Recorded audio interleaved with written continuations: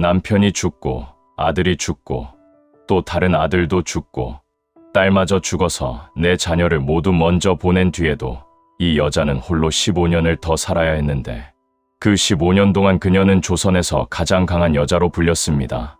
그녀의 이름은 정의왕후 윤씨. 조선 7대 왕 세조의 아내이자 조선 역사상 최초로 수렴 청정을 한 여인인데 계유정난의 밤에 망설이는 남편에게 직접 갑옷을 입혀주며 쿠데타를 성공시킨 여자이기도 하고 권력의 정점에 섰지만 사랑하는 가족을 모두 잃은 여자이기도 합니다. 우리는 세조에 대해서는 많이 알고 있는데 조카 단종을 죽이고 왕위를 찬탈한 잔인한 삼촌, 사육신을 처형한 피해 군주라는 이미지가 강하지만 정작 그 옆에 있던 여자에 대해서는 잘 모르는 것이 사실입니다. 정의왕후는 단순한 왕비가 아니었는데 11세의 왕자와 결혼해서 35년간 남편 곁을 지켰고 남편이 죽은 뒤에는 아들을 왕으로 만들었으며 그 아들마저 죽자 손자뻘 되는 아이를 왕위에 앉히고 7년간 나라를 다스렸으니 조선 최초의 여성 권력자라 해도 과언이 아닙니다. 하지만 권력을 얻는 대가는 혹독했는데 남편 세조, 장남 의경세자, 차남 예종, 딸 의숙공주까지 내 가족이 차례로 죽는 것을 지켜봐야 했으니 이것이 정의왕후의 인생이었습니다. 1418년 음력 11월 11일 강원도 홍천에서 파평 윤씨 윤번의 막내딸로 한 여자아이가 태어났는데 이 아이가 훗날 조선을 뒤흔들 여인이 될 줄은 그때 아무도 몰랐습니다. 윤씨 집안은 명문가였는데 아버지 윤번은 판돈령 부사를 지낸 고위 관료였고 집안 대대로 벼슬을 한 양반가였으니 어린 윤씨는 부족함 없이 자랐습니다.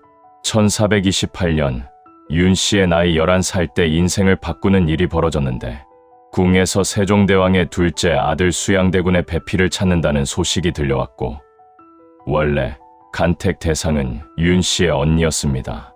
그런데 이상한 일이 벌어졌는데 언니를 보러 온 상궁들이 호기심 많은 막내딸을 발견했고 기운이 범상치 않다며 언니 대신 동생을 수양대군의 배필로 추천했으니 그렇게 11살 소녀의 운명이 결정됐습니다. 11살에 12살 수양대군과 혼인했는데 둘 다 어린아이였지만 이 결혼이 조선의 역사를 바꾸게 될 줄은 아무도 몰랐고 당시에는 수양대군이 왕이 될 거라고 생각하는 사람도 없었는데 형 문종이 건재했고 문종에게는 아들 단종이 있었기 때문입니다. 어린 신부 윤씨는 시부모인 세종대왕과 소원왕후의 사랑을 듬뿍 받았는데 당시 맏며느리 순빈 봉씨가 궁녀와의 동성애 문제 등으로 골칫거리였던 반면 윤씨는 몸가짐이 바르고 순종적이었으니 시부모 입장에서는 착한 며느리였습니다. 소원왕후는 윤씨를 특별히 아꼈는데 원래 왕자의 부인이 출산할 때는 궁, 박 사저에서 해야 하는 게 원칙이었지만 소원왕후는 윤씨가 첫 아들을 낳을 때 직접 전례를 깨고 궁궐에서 출산하도록 허락했으니 그만큼 총애가 깊었던 것입니다. 1450년에 세종대왕이 승하하고 문종이 즉위했는데 문종은 병약해서 즉위한 지 2년 만인 1452년에 세상을 떠났고 12살 어린 단종이 왕위에 올랐습니다. 어린 왕의 불안한 조정, 이 틈을 노린 사람이 바로 수양대군이었는데 그는 이미 한명회와 권람 등과 함께 쿠데타를 계획하고 있었고 문제는 실행의 순간이었습니다. 1453년 10월 10일 밤 운명의 날이 찾아왔는데 수양대군은 영의정 김종서를 제거하기로 결심했지만 막상 그 순간이 되자 망설였고 칼을 들고 나가야 하는데 발이 떨어지지 않았습니다. 이때 윤씨가 나섰는데 우리 역사넷의 기록에 따르면 부인 윤씨가 갑옷을 가져다 입혀주었다고 하고 야사에서는 지금이 바로 그때입니다 라고 말했다고 전해지니 망설이는 남편의 등을 직접 떠밀어준 것입니다. 갑옷을 입은 수양대군은 단기로 김종서의 집으로 향했고 김종서를 철퇴로 내리쳐 죽였는데 이것이 계유정난의 시작이었고 그날 밤 황보인과 이양 등 단종을 보필하던 대신들이 줄줄이 제거됐습니다. 윤씨는 그냥 갑옷만 입혀준 게 아니었는데 남편이 쿠데타를 일으키는 동안 집에서 만약의 사태에 대비하고 있었고 만약 실패하면 일가족이 몰살당할 판이었지만 그 공포 속에서도 남편을 내보낸 것입니다. 계유정난은 성공했고 수양대군은 정권을 장악했으며 2년 뒤인 1455년에 조카 단종에게서 왕위를 빼앗아 세조로 즉위했는데 윤씨도 왕비가 돼서 11살에 왕자와 결혼한 소녀가 38배 조선의 국모가 된 것입니다.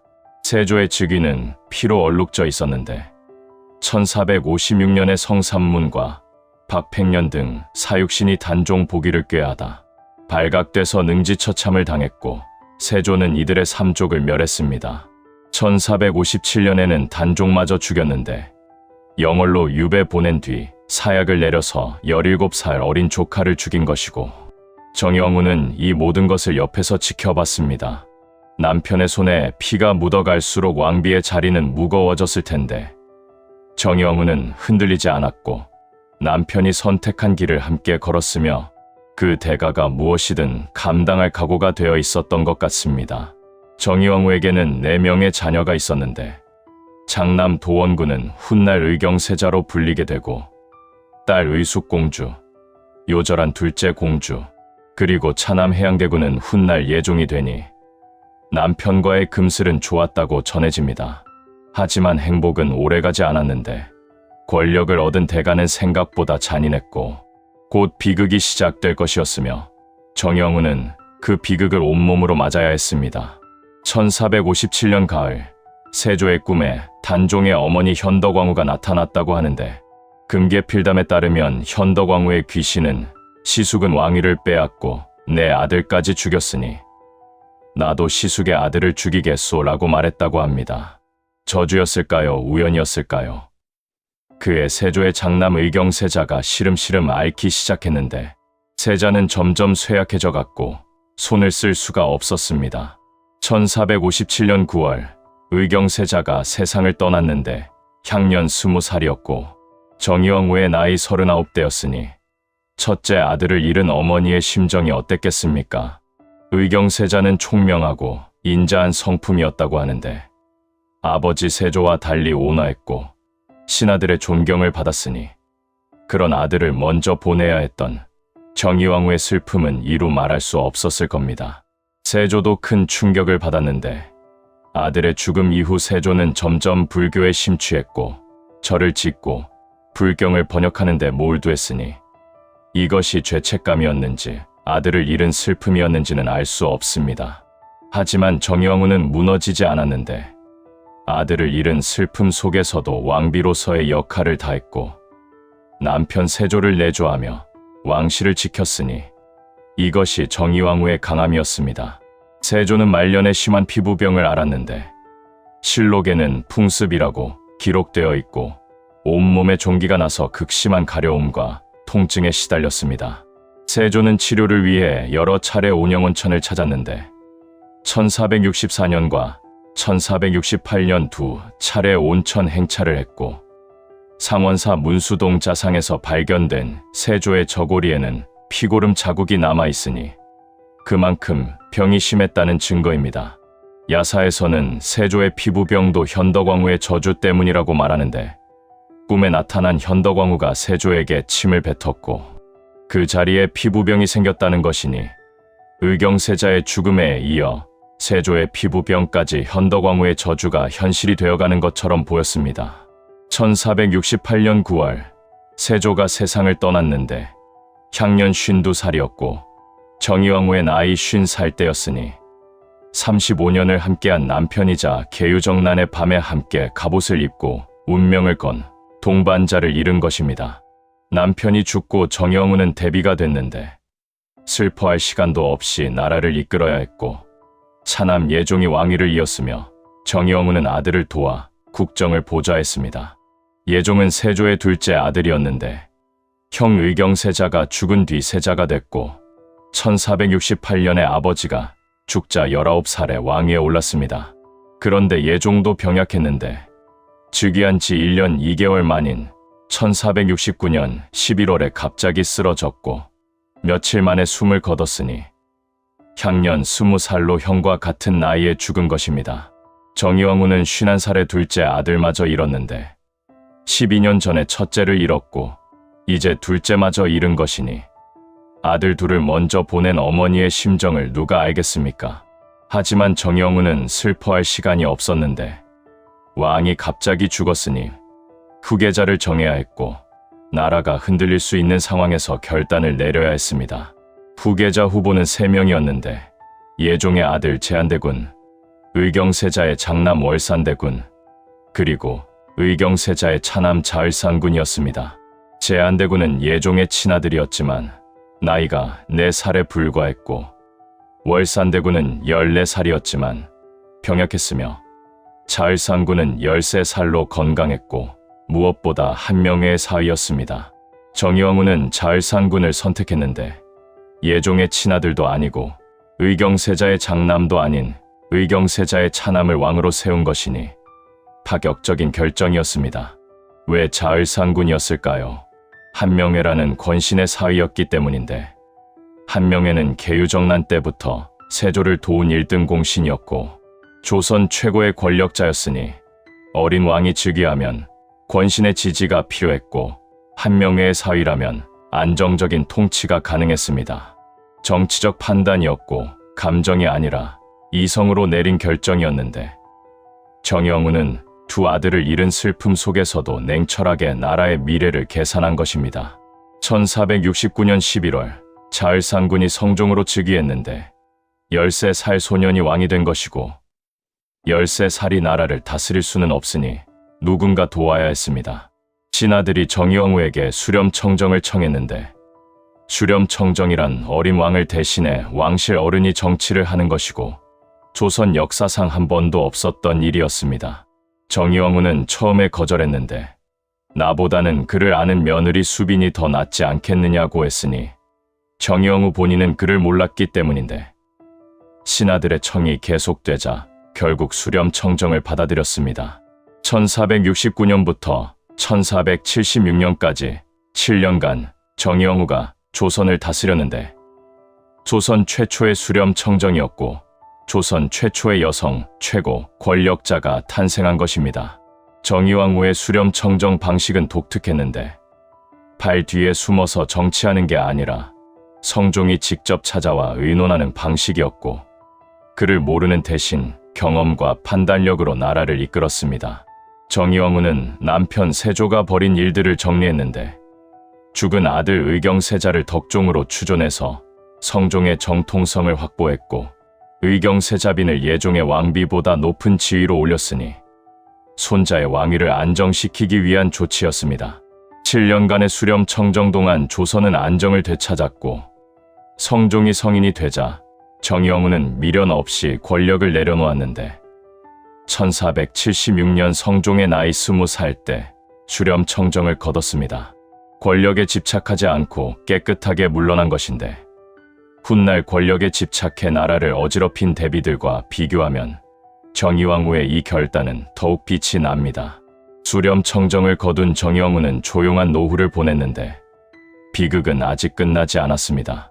1477년에 딸 의숙공주가 세상을 떠났는데 정의왕후의 나이 59대였고 이로써 장남 의경세자, 차남 예종, 요절한 둘째 공주에 이어 막내딸마저 먼저 보낸 것이니 어머니보다 먼저 죽지 않은 자식이 한 명도 없었습니다. 의경세자의 죽음, 예종의 죽음, 세조의 피부병, 그리고 의숙공주의 죽음까지 현덕왕후의 저주가 정의왕후의 가족을 하나씩 앗아간 것처럼 보였는데 계유정난의 밤에 남편에게 갑옷을 입혀주며 선택한 길의 끝이 이것이었습니다. 1483년 정의왕후는 온양행궁으로 요양을 떠났는데 65의 노인이 된 그녀는 온천욕으로 몸을 추스르려 했고 남편 세조도 생전에 피부병 치료를 위해 같은 곳을 찾았었습니다.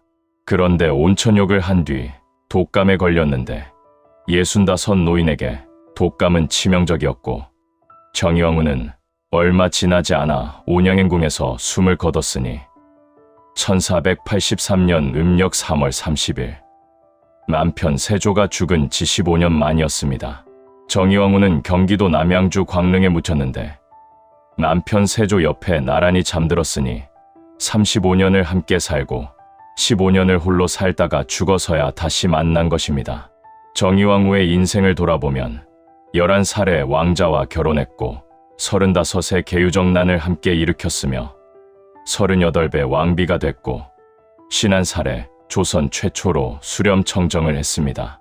하지만 그 대가는 혹독했는데 39의 장남을 잃었고 50살에 남편을 잃었으며 51살에 차남을 잃었고 59의 딸마저 잃었습니다. 정의왕후는 계유정난을 후회했을까요? 남편에게 갑옷을 입혀주던 그 밤을 후회했을까요? 기록에는 남아있지 않지만 그녀가 끝까지 흔들리지 않았다는 것만은 분명합니다.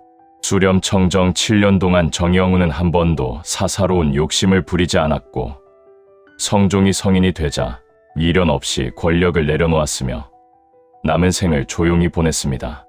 어쩌면 정의왕후는 이미 알고 있었는지 모르는데 계유정난의 밤에 갑옷을 입혀주는 순간 무엇을 잃게 될지 알고 있었는지도 모르고 그래도 선택한 것이며 남편과 함께 운명을 걸기로 한 것입니다. 그것이 사랑이었을까요? 야망이었을까요? 아마 둘 다였을 텐데 남편을 사랑했기에 함께 갑옷을 입었고 야망이 있었기에 끝까지 흔들리지 않았습니다. 정의왕후는 세조의 아내로만 기억되지 않는데 조선 최초의 수렴청정을 한 여인으로서 어린 왕을 보필해 나라를 안정시킨 정치가로 기억됩니다. 하지만 저는 한 가지가 더 궁금한데 내 자녀를 모두 먼저 보낸 어머니로서 그녀는 밤마다 무슨 생각을 했을까요? 왕비가 되고 대비가 되고 대왕대비가 되어 홀로 남은 여자의 외로움은 어땠을까요? 정의왕후는 남편보다 15년을 더 살았는데 그 15년 동안 아들 둘과 딸 하나를 더 잃었고 권력은 있었지만 곁에는 아무도 없었습니다. 역사는 정의왕후를 강한 여인으로 기록하는데 쿠데타를 함께 일으킨 여인, 조선 최초로 수렴청정한 여인, 흔들리지 않는 여인으로 기억하지만 그 강함 뒤에는 가족을 모두 잃은 어머니의 슬픔이 있었습니다. 권력을 얻으면 무언가를 잃게 되는데 정의왕후가 얻은 것은 조선 최고의 권력이었고 잃은 것은 사랑하는 가족 전부였으니 그것이 정의왕후의 인생이었습니다. 오늘 영상이 도움이 되셨다면 구독과 좋아요 부탁드립니다. 감사합니다.